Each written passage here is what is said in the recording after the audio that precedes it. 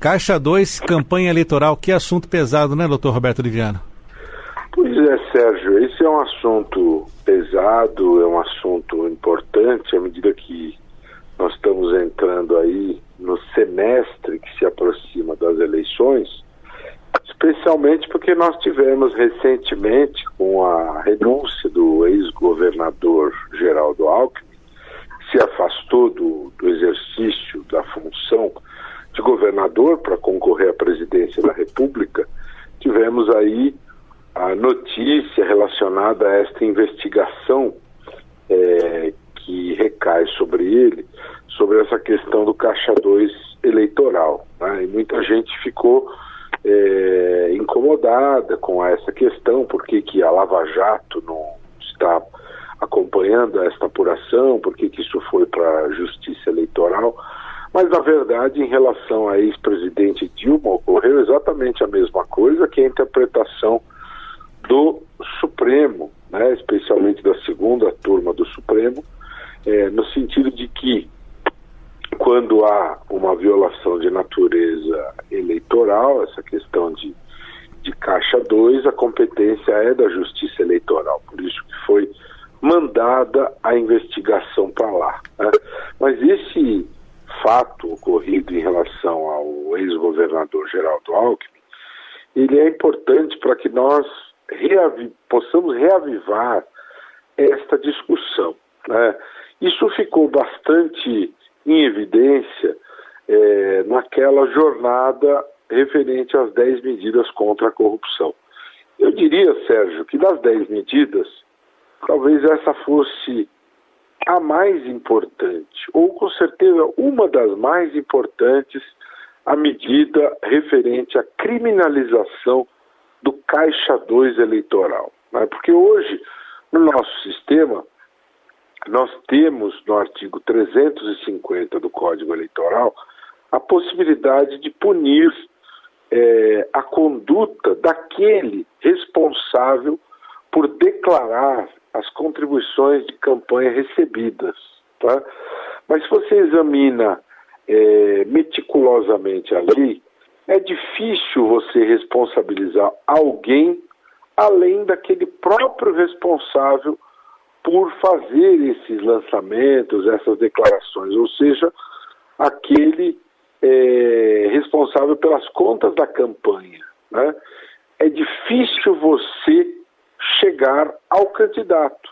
Apesar de você ter na Lei 9.504 a regra da solidariedade, é muito fácil para o candidato alegar que a regra da solidariedade ela não gera efeitos penais, né? Então o candidato acaba conseguindo se safar da responsabilidade, né? Então o que se propunha nas 10 medidas contra a corrupção? Que houvesse uma clara e induvidosa responsabilidade penal, alcançando todos aqueles que devam ser alcançados quando se pratica o Caixa 2 eleitoral, quando são captadas contribuições para a campanha de forma ilegal, quando se consegue dinheiro para uma campanha eleitoral de maneira ilícita, porque não se pode perder a clareza, não se pode perder a absoluta segurança em relação à realidade disto. Caixa 2 eleitoral significa sabotagem ao sistema democrático. Caixa 2 eleitoral significa que um candidato está passando a perna nos outros, enquanto os outros captam dinheiro dentro das regras do jogo, sem praticar abuso do poder econômico, e essa é a razão de ser do direito eleitoral, coibir os abusos do poder econômico. Tem alguém que está abusando do poder econômico, que está captando dinheiro ilegalmente, e o que estaria sendo feito com esse dinheiro captado ilegalmente? Como o dinheiro é clandestino, como o dinheiro não é contabilizado, pode-se fazer tudo o que se possa imaginar com esse dinheiro. Pode-se comprar votos, comprar espaços de visibilização maior em detrimento dos outros, ou seja, desequilibra-se uma competição leal, ética, desequilibra-se o jogo numa campanha, né? Então, o Caixa 2 eleitoral, ele é realmente uma erva daninha para a democracia, e pelo sistema legal atual, ele não é coibido de maneira adequada. Tanto é assim que, lamentavelmente, a sensação que nós temos, Sérgio, é que há, em grande medida, uma naturalização desta prática. Você percebe uma reação por parte da classe política no sentido de que todo mundo faz isso. Você não pode punir Caixa 2 porque é uma prática comum, porque é uma prática natural, porque é uma prática que foi tornada absolutamente aceita, assimilada.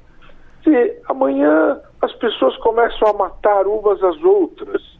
Então você vai simplesmente dizer que isso é aceitável na sociedade, o salve-se quem puder, a matança generalizada.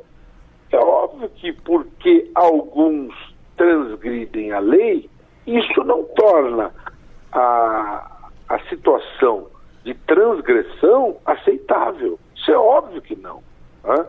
Então o que nós precisamos fazer? Nós precisamos enfrentar isso com coragem e encontrar caminhos para que esse tipo de sabotagem não prossiga. E, doutor Roberto Oliviano, mesmo com aqueles que defendiam o financiamento público de campanha, não há como se combater, se fiscalizar esse Caixa 2, não é? Claro que há, Sérgio. Esse Caixa 2, ele precisa ser fiscalizado, ele deve ser fiscalizado, e óbvio que essa é uma tarefa difícil, óbvio que não é algo elementar, não é algo banal, não é algo que, usando a maneira convencional, tradicional, se vá conseguir êxito. É necessário que a justiça eleitoral ela seja criativa, ela se reinvente, ela saia do gabinete, ela vai precisar observar com o olho muito vivo ela vai precisar observar as campanhas eleitorais. Qual é o nível de riqueza das campanhas eleitorais, né? Essas campanhas, aquilo que está acontecendo nas campanhas, corresponde ao dinheiro declarado, contabilizado, registrado nessas campanhas? Se há uma correspondência, aparentemente está tudo bem. Agora, se a campanha ela tem sinais de riqueza incompatíveis com aquilo que realmente ela captou, com aquilo que ela contabilizou, existe algo de errado que precisa ser verificado, né? É aquilo que se pode chamar de sinais exteriores de riqueza. Pode-se estabelecer uma aliança muito importante com a sociedade. A sociedade pode funcionar como os olhos, os ouvidos e a percepção aguçada da justiça eleitoral.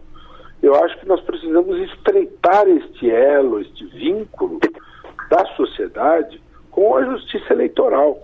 Agora, lógico, se o juiz e o promotor eleitoral eles ficarem sentadinhos no seu gabinete, folheando processos, eles não vão conseguir enfrentar isso de uma maneira eficiente. Lógico que não. Eles precisam ser inteligentes, antenados, criativos.